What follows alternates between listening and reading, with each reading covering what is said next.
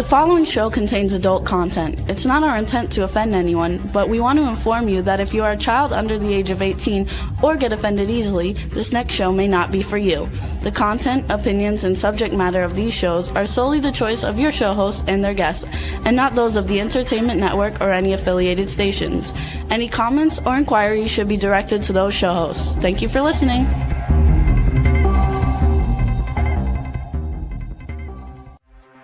Hey everyone, and welcome to 50 Shades of Bullshit. I'm your host, Christine Lalonde, and this is the podcast where we uncover the truth about online dating. Now let's begin. Hey everybody, I'm your host, Christine, and welcome back to 50 Shades of Bullshit, the podcast where we talk about modern dating, love, sex, self-discovery, and sometimes the deep inner work that actually changes everything. And if you've listened to this show for a while, you've probably heard me talk about shadow work. And it's that uncomfortable process of facing the parts of ourselves we'd rather ignore. Old wounds, childhood programming, fears, patterns, and beliefs that quietly run our lives. Today, you're meeting the woman who helped guide me through the work. The legend, the woman behind the legend, let's just say that. Rachel Shoniker is an intuitive healer and clairvoyant who has an incredible ability to see and feel energy and help people release the emotional blocks that keep them stuck. This conversation goes into intuition, past lives, ancestral patterns, and how clearly hidden emotional energy can completely shift the direction of your life. And with that, we know that because I talk about this so much, that we clearly see that it has changed the direction of my life. It is the pivotal point. It is the thing I talk about on this show all the time. We are meeting Rachel. She was my shadow work guide, and she was the one that started me on my journey to healing. So I'd love to welcome Rachel to the show before I gush anymore. Thank you, Christine. I almost started crying there at the end. Thank you so much. I'm mostly full of shit, but I got to tell you, I am not about you. Thank you so much for having me today, and thank you for that beautiful introduction. Well, I'm very excited about this because seriously, you have no idea. Every single episode that we talk about healing in any way, shape, or form, or growth, or my journey, or anything, I talk about two main things, and that is breath work and shadow work. Mm-hmm. And breath work was the one thing that really was a huge pivotal point in my life where I got to experience things that I just never knew was possible, like this abundant amount of I'm enough. And that was my first breathwork class. And then you were the next step in this program that I was doing. And I remember where I was sitting, where I wasn't at home. I was dog sitting for an old friend, and I just cannot tell you, you were the first person that started me on my journey of self-discovery and self-love. Shadow work is, I thought, a frightening thing. I was terrified, and I realized it was the most beautiful thing I could have ever fucking done. And I'm so grateful that it was you, because you just were so incredible with me, and it felt so safe, and it felt so secure, and that's something I had never had. Goodness, I didn't think I'd get emotional, but truly you changed my life. And when I see anybody in my life these days who are on the beginning steps of their journey, I tell them every single time, here's Rachel, here's Rachel, here's Rachel. You have to do shadow work. So I hope a lot of people have come to you. If they haven't, they're idiots, because it's amazing. So let's tell the people, if you will, a little about yourself and why I love you so much. Oh, thank you so much. That's so beautiful to hear. Oh my gosh, where to start? So, I feel like there's two parts to really that go together in what I do. And essentially, one part is what you were talking about, the shadow work. So, although I don't always call it that, essentially, I help people reveal and release what's buried, what's holding them back, and that can be childhood trauma, it can be shame, it can be essentially unprocessed emotions, often that we are holding since childhood, right? Because when we're little, we don't know how the hell, like all this kind of stuff smack dabs us in the face. And there's parents involved and they've got all these energies and maybe they're in a turmoil state. And as little kids, we take it in, we hold it, and then we develop beliefs about ourselves based on that. Right. And often those beliefs are, I'm not enough. I'm unlovable. I'm not good enough. I'm nobody cares about me. So there's all these beliefs that develop. So part of what I do as an intuitive is I'm able to see. Yeah, go ahead. I have to stop you for a second because we're really having a problem with your sound. And I want people to hear this. It's just kind of wobbled a little. Every other word is wobbly. So I just want to check that real quick. Are you there? No, we lost. Oh, just push your little button there that has the, you see on the screen there, there's a button that tells you that you are muted. We need to unmute you just because you changed your process. You might even go to the little button down on the bottom that looks like a gear. And that gear is going to get you there too. And you'll see audio. So Rachel will be back with us in a second, and she's going to tell us more about what she does. There is a way down. There you go. Can you hear me now? Okay. Yeah, that's better. Okay. There we go. So I apologize for that. So what I was saying. No, good. What I was saying is there's two pieces to what I do as an intuitive.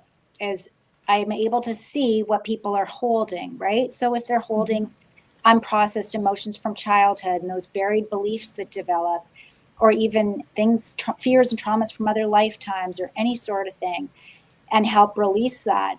But the other really beautiful piece about what I do is I help people come into the truth of who they are, right? Because they're not that shamed. They're not that little kid who felt like they're not enough. I'm just getting goosebumps saying it. You are this brilliant expression of source, and you are love, and you are power, and you are creativity. And so I help bring people into their essence, right? So that from that point we can heal the shadow, what you're referring to as the shadow. We can heal what is being held that's holding a person back and put them on the trajectory so that they can live the life they're destined to live. I love that. So can you tell people who've never heard of an intuitive healer, how do you explain it a little bit like in layman terms of how you help people? Okay. I would say, I'm gonna backtrack a little bit. So I'm going to share a bit about my story as to how I even discovered this about myself, because you can guess that as a kid, I didn't say, when I grow up, I'm going to be an intuitive, right? Right. In fact, I fought against it for quite a while. I tried to put it in a box because I was like, this is just too weird. Nobody's going to understand this. I don't understand this. So in April 2009, my life was swirling out of control for about a year. And I had anxiety through the roof. I was almost going bankrupt. I had a relationship that was coming to a completion in a really shocking, devastating way. And I couldn't function. I couldn't eat. I couldn't sleep. I couldn't work. And that went on for a couple months. And then this man showed up in my office at the time. And he was apparently there to receive a consultation for a business that I had. And then he stopped and he said, "You look like you really need some help." And I was like, "Yeah, I do." like a stranger. And I was willing to just like admit I need help.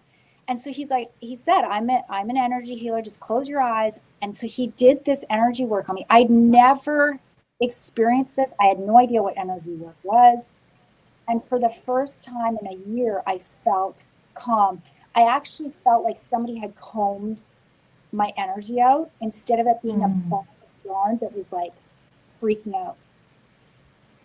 And I asked him, I was like, "Okay, how much do you charge? I need you. You need to come back next week." And he said, "No, I don't do this for a living." And he handed me a card of a woman who taught what I thought was a meditation group. Okay. So 6 months later, I put the card in my desk. 6 months, I dragged myself through the mud. 6 months, I was not willing to stand on my own. I wanted someone to save me. And I was willing to just crawl rather than stand up and say, "Okay, what can I do for me?" Right? And then finally I called the woman. And so we put a program together, a group on the second night. So again, I'm thinking this is meditation. I hadn't even meditated before. So this is my first time meditating. By the second evening, she said, "Okay, so now we're going to take turns doing an intuitive reading on someone who's not in this room." And so I was asked to do a reading on a woman and a mother of a participant in Tehran, Iran. Wow. So I'm sitting in Vancouver, Canada, and I'm going to sit in front of a group and do a reading on, and I don't know what a reading is. I don't know it. So that was my first. And so I closed my eyes and I literally just said, I prayed. I was like, "Dear God, please let something happen because I don't want to sit there and look like a fool in front of all these people." And so this is kind of the long story of how I got to this place. And what happened after that is I was suddenly seeing her body, inside her body, like HD TV, clear as day, crystal clear. Wow. And I saw her kidneys and they were like flaming red. And I felt the rage in the kidney, like rage like I'd never felt. And then I saw these little black specks on her lungs. And I knew there was something going on there with the lungs. And then it stopped and I was done. And I, at the time I was like, "What the hell's this? Like, how could I possibly see?" I'm covered in goosebumps. I know, me too. I'm dying over here. How could one see somebody like that? And that, I'd learned a year later that she had actually then later been hospitalized for a lung condition. So that, which was a confirmation. So to make a long story short, I actually believe that everybody has this ability, that everybody, because we are not individual islands we're not islands here on this planet. We are actually energetic beings, right?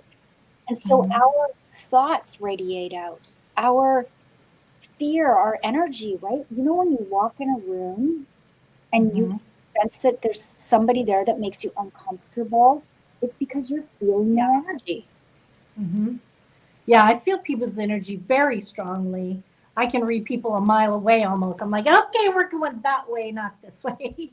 Yeah, quite a bit. I remember the first time it happened to me, I was in a laundromat because my dryer broke down at home. And I was drying clothes behind me and I was folding clothes, right across from the dryer. This man walked in the door, and the second the door opened, I felt this massive wave of black darkness. And it was just overwhelmingly nauseating. And as he passed behind me, I literally thought I was just going to fall on that table and it can be consumed by it. It was so horrible. And then he turned around, looked at a billboard thing, walked back out, and again he walked by me, and I was like, "I'm going to throw up." And it was awful. But I realized in that moment, I read his energy.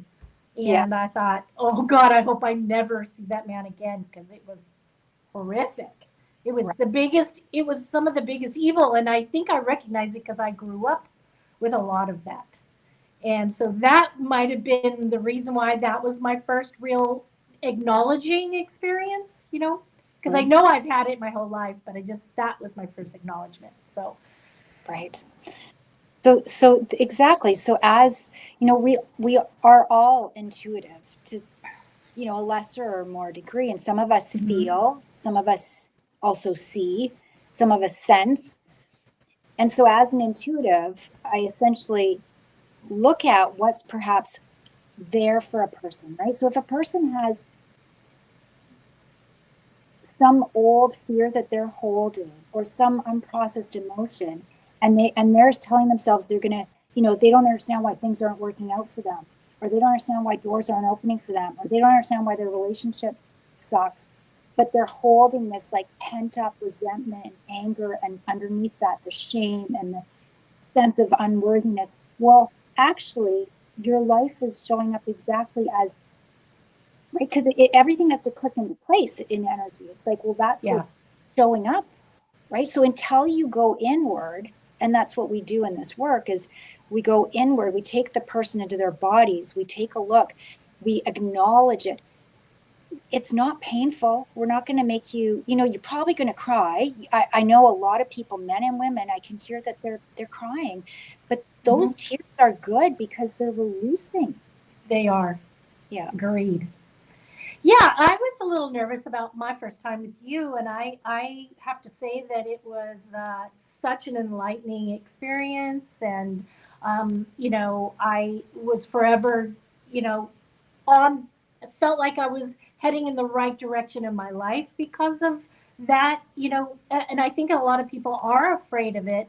You know, what exactly is it, do you think, that makes people avoid shadow work other than thinking they're just going to be so, in pain? In one word, fear, right? Yeah, okay. Okay, just give me a second. I'm gonna actually tune into the answer to it, okay? So I'm gonna just take Okay. a moment to feel into what really wants to come through.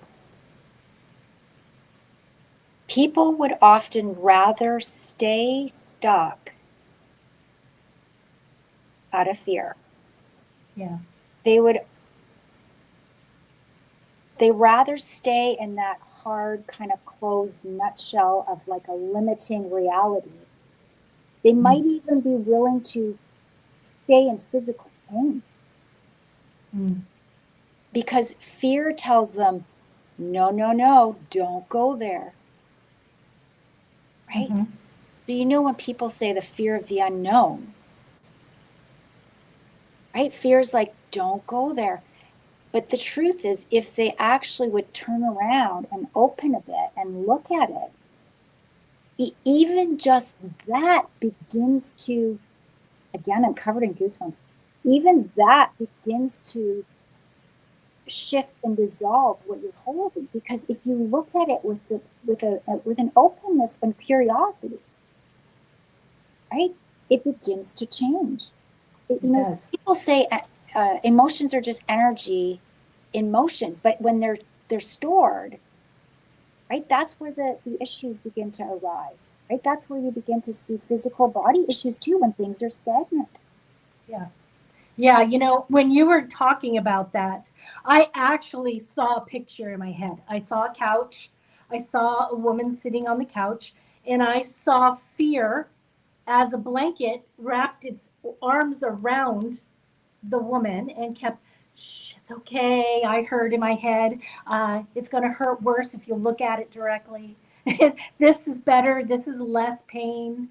And then, what I realized while you were continuing that is that my own thoughts was that as well.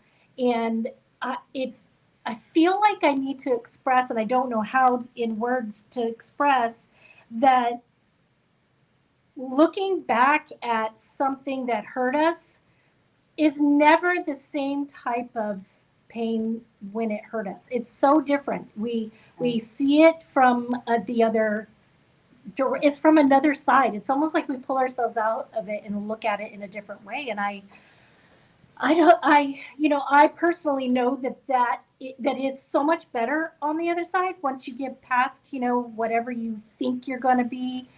A lot of times when correct me if I'm wrong, but isn't it like a lot of times when we're afraid to do something, the second we do it, we realize, oh shit, there's nothing to be afraid of.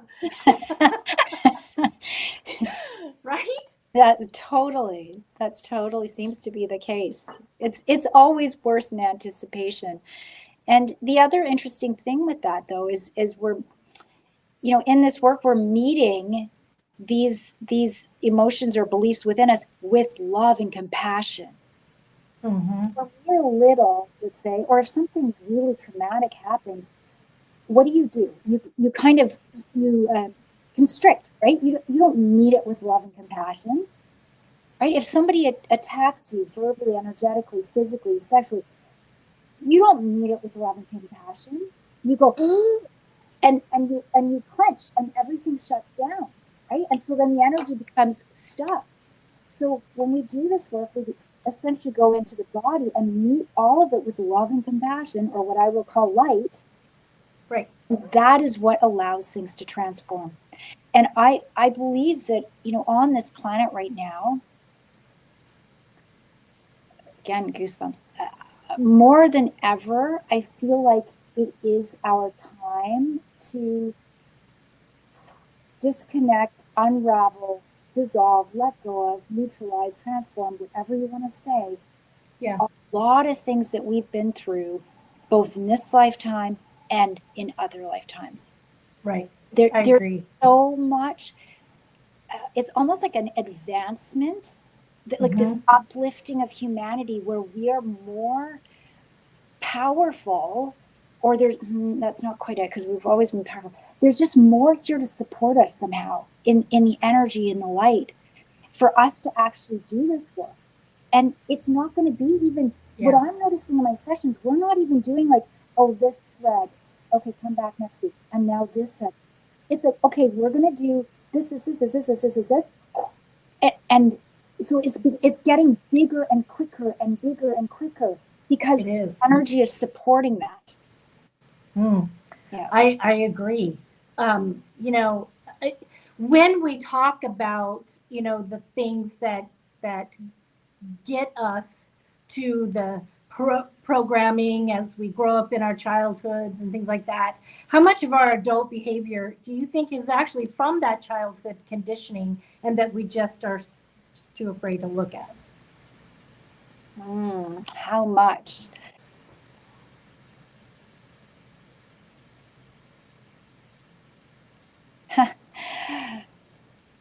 If left unresolved, so what I'm hearing is, if left unresolved, you can expect that the overwhelming majority, if not all, is, okay, we're not going to say all, but if left unresolved, the overwhelming majority of that is then carried forward, which means the way you then see life will be filtered through that. The way you, I'm going to say, attract life or manifest life, right? Whatever, if you have crappy relationships and all these things showing up that you don't like, well, where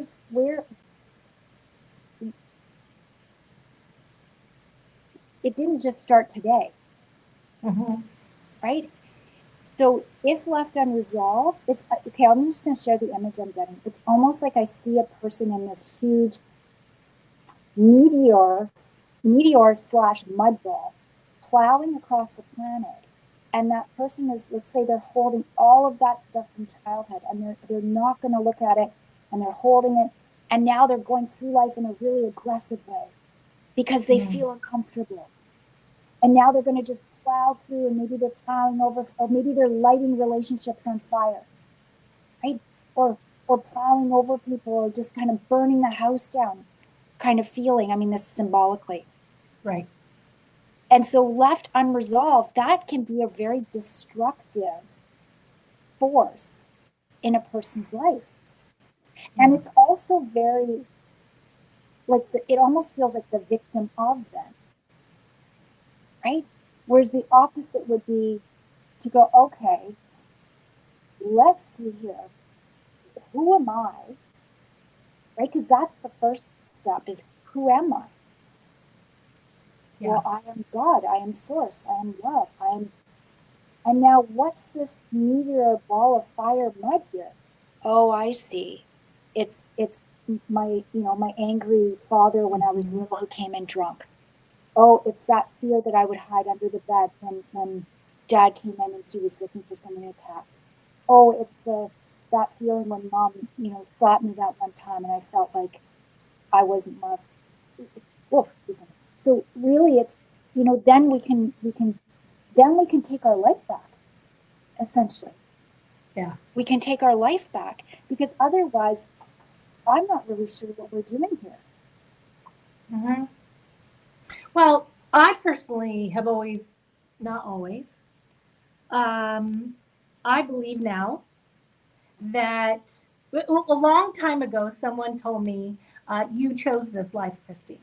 And it pissed me off. I've said this several times before. It pissed me off because I was like, ain't no motherfucking way that I chose what I have been through. And it has been, a lot, a lot, a lot, a lot, a lot, a lot.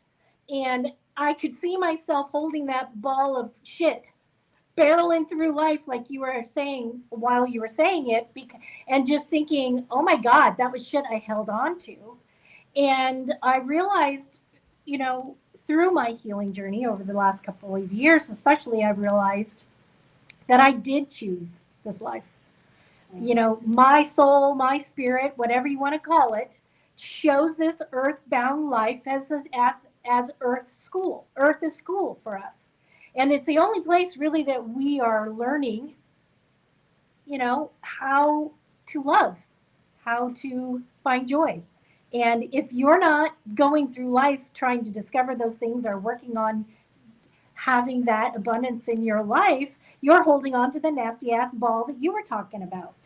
Right. And I chose this life. I chose every fucking thing that happened to me because I knew that I was a strong woman or strong entity and being, spirit, soul, that needed that to ascend to where I'm going, to find the joy, to get that love, not to get, but to discover, to feel. Yeah, and I love that, and I love your analogy about the. I'm going to be seeing that all the time. I'm going to go, I just saw myself hurtling through space on a ball of shit. I better let that go. Oh my gosh. And so, as we talk about that, a lot of that to me is like past life energy. Also, when I say I chose that before I got here and did this lesson, and we also have like ancestral, programming. How can trauma or beliefs be passed through generations, energy wise? Yeah. So I'm going to share with you how I see it first. Okay. So how it often shows up. So in a session, if I become aware that, first I'm seeing that somebody's holding something, and I become aware that it's actually not really from them, meaning it's been handed down somehow, I'll usually or often see it as almost like a rope with little knots. And so the rope goes out away from them, and every knot on the rope is another ancestor. Mm-hmm. So I can follow back and go, okay, one, here's the mother, your mother, ancestor behind them. And I can kind of go out with maybe 6 knots, 7 knots back from the person. So here's the interesting thing. Let's say an ancestor 7 generations ago is a peasant in the fields, and it's all about survival, and they have to be able to get a couple potatoes in order to eat or whatever it is. And there's this real scarcity, right? It's really about survival at that point. So that that energy can then transmit to the next, the ancestor coming after them and after them. But as it transmits, what I personally have found, because I only really know what I'm shown in my sessions. That's what I trust. I don't read anything to try and figure something out. I'll just ask questions and get the answers when I'm in the work. So what I've seen is that energy that might be about survival back then can show up very differently and translate differently for you today. Mm-hmm. So it might translate. So what's an example of that? Let me see. I'm gonna tune into that. So I'm hearing the word scarcity. yeah, that's interesting. Scarcity. I was going to say scarcity, and that things are hard. Yeah. Because that can be taught to your children. I know that my hustle and grind was from my parents not having anything. And then I passed that hustle and grind on to my children was a terrible thing for me to pass on. But that's what society said we needed to do to not have scarcity, to not have no wealth, and I'm that breaker of that generational scarcity by bringing in the wealth. You know what I mean? Yes. So I see what you're saying. Yeah. So I mean, we can bring in good things from our ancestors, and we do, right? We bring in so much good, but essentially, if you think of everything as energy, there, and we come back to the idea that we are not an island, then things can be transmitted. They can be moved forward. We can feel what the collective is feeling. I mean, this is kind of ancestral is a bit different than collective, but look at the world, right? So if you have a lot going on, especially in a world that has chaos and fear and war, and then there's people feeling overwhelmed and afraid, what's going to happen with the economy, all of these things. Right. And there's days where if you're not aware, you might just be feeling all of that. So a lot of the times I will say to people, okay, make sure you're clearing your energy before you go to bed, for example. Like imagine a waterfall running through you, hand back anything that you've picked up from anybody else during the day, because we can all feel each other's stuff, right? And if we have a world that is in a very challenging, mostly fear-based energies, well, then we better be very careful that we're constantly clearing our energy, feeling compassion for those people, but remembering that we are source and that we are abundance and that we are love and that all is well. That's how we show up in this world as the light, right? And that's how we help people. That's how we help humanity rise. Because if we're underneath all that stuff, then we're not going to be any good to anybody.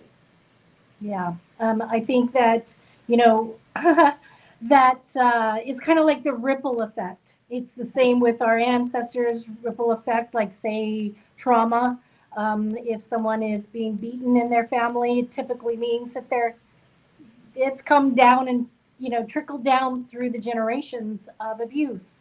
I saw it in my family, trickled down, and, I tried very hard to stop that. It's hard to stop when you've not healed.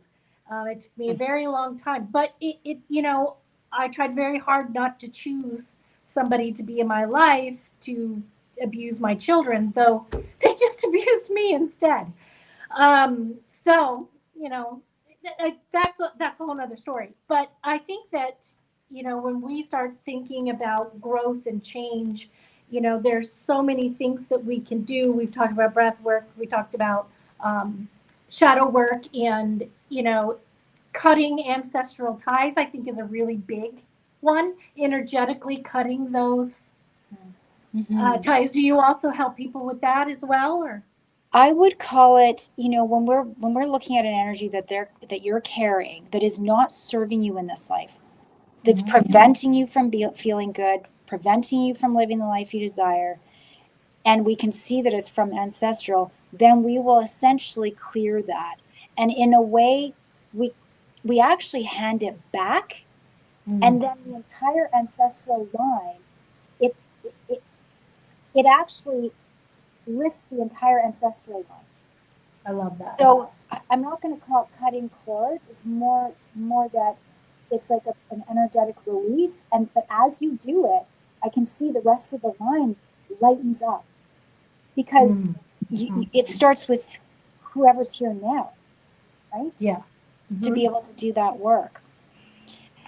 So, I wanted to, if it's okay, I wanted to mention that you were talking about when someone said, well, you chose this life and you were really which I think is really fair for you to be mad, because people ask me all the time, why did I have these parents? Why did I have this? Why? Because we do feel kind of a victim of the situation, right? Right. And I had one woman who, went through things that I would not wish on anybody. Right. Horrific. And she was saying, why would I choose this? Why would I choose this? And I kept hearing that you are here to embody love and teach love. But of course, she's like, but why? I didn't get that in my childhood. And so it's been fascinating to witness this person, because as her journey has continued, she has done exactly that. She's gone through all of the tears, all of the heartache over doing the work with, what was being held from childhood, letting all that go, then the marriage, then the this, then the that. So much work that she's really been committed to doing. And now she's come out the other end, and she energetically looks like a saint. She's just so full of love, so embodied in this life. So she very much has come here to teach love. So why would we choose that? Well, sometimes you learn what you're here to teach by going into Through it. the opposite, in a way, right? The depth of pain of because this, anytime a parent is abusing a child, they're also in pain, right? The parent, Exactly. yeah. I can see, and I didn't realize that everybody couldn't see this. I mean, and I just, it feels logical to my brain now. But in the past, I can understand why people didn't see it, because I didn't see it either, especially when I said it just pissed me the fuck off that, that I would be subjected to this shit. And it's like, you can't experience or teach love unless you truly understand what it entails. And I think that if someone just had just so willy-nilly easy life, how are they going to really teach someone how to find that, how to understand it, how to grasp it? Because they're never going to understand it. And it's kind of like, I see it in my head, but I can't grab the words. It's like somebody trying to do something but not really ever been taught, and they don't know how to get there because they just have no clue. It's like when people go through trauma and, situations that shaped them. I think that you can go down one or two paths. You can either let it take you over and just completely ask why, your whole life, and not get it, and just think you're a victim. Where the other side, you either grow from it, you learn from it, you say, hell yeah, I can teach about love because I had to learn how to get it. I had to teach myself how to understand it, and to get what it meant. And I wish for everyone to finally see it, because the other side is really quite extraordinary. That's right. Or she can teach to love because she had to learn to love herself, to give what she didn't have. Yes. Right. And absolutely. I believe that's perhaps the number one thing for all of us right now, well, perhaps always, is to actually teach, is to actually direct that love inward. Because there's usually a little girl, a little boy inside who feels banished in the room, abandoned, waiting for us to love that little girl, little boy that is us. And that's also where true healing happens, is when we begin to truly embrace ourselves, right? To really embrace, because we're so used to looking outward. Oh, that's not right. Or that guy was a jerk to me, or that person treated me like shit, or that guy, he cheated on me. So I'm, we're so used to outward. But if we would actually come inside and love ourselves, we would begin to actually realize, wait, I'm untouchable here. I'm untouchable. Yeah. Yeah. And that person being a jerk to me is really a reflection of that person being in pain. That has nothing to do with me. I also see a little bit of the other side of that for myself, I think. I was the mirror that men saw how to treat me. So because I didn't love myself, they didn't love me like that. I didn't have respect for myself. I didn't think I was good enough. They treated me that way. So for me, not, allowing that trauma to make me feel like a victim, the one who was treated bad, I was, but no more longer, because I realized, when I healed myself, when I learned to grow, and when I learned to just see and experience and understand love for me, then that's when I started attracting people that are completely different from that. They treat me the way I treat myself.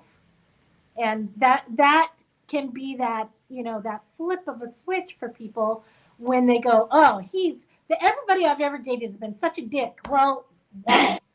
Why?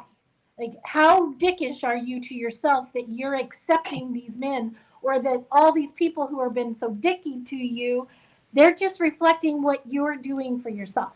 That's how I see it. Yeah, that's right. That's right. And that comes back to, remembering, coming back to who we are, right? Coming back to really the brilliance that is us and the love that is us, because that allows us to step out of all those programs too. Right. So it's a process. And, I think of it kind of as a pendulum. You swing out and you're in the muck and you're kind of like, what am I doing here? And then you come back into yourself again. Yeah. And that's essentially the practice, though, isn't it?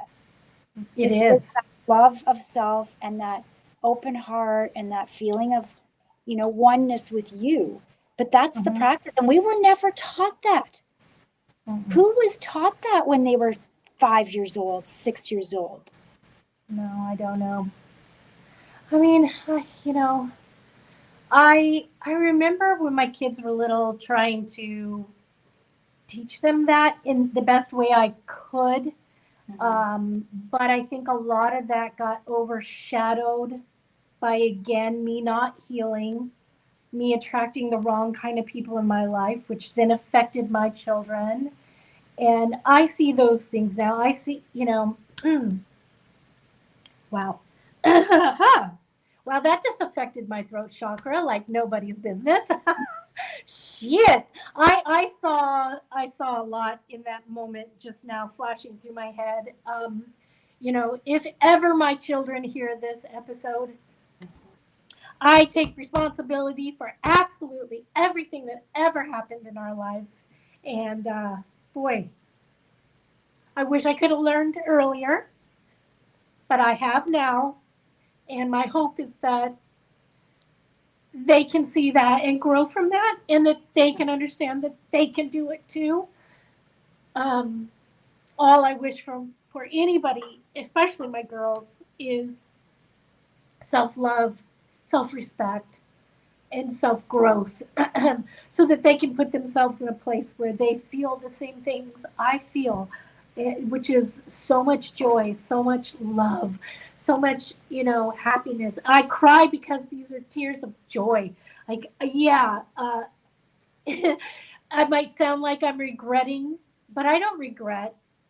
I see flashes as we're sitting here talking of shit that happened in my life that would have affected my children. And I just think if I never changed, that would be the problem. I would still be the problem. But I have done that work and I still do that work. And I work very hard every day to lift that mask, to truly be who I am, to really love and to give love and receive love. And it's my girls' time to do that work for themselves. And my apologies that you have to do the work. But hey, you chose this life. You chose this life with me. And hopefully you learn and grow from it. And the greatest gift I hope I can give my children is their own self-worth and their own self-love. Yeah. So Yeah, beautiful. there was that. Oh. When it comes to transformation, I'm sure you've seen a lot of people transform.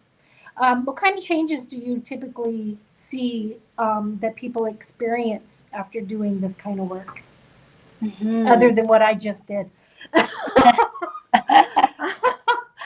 Woo! I hope my girls listen to this someday. Yeah, me too. So I'm gonna flip this around a bit, because to transform kind of insinuates that there's something that needs to change. Okay. And really, we're just coming back to the perfection that we are. Got Right? it. Yes. So, typically, well, I'll give you a few examples, kind of relatable examples.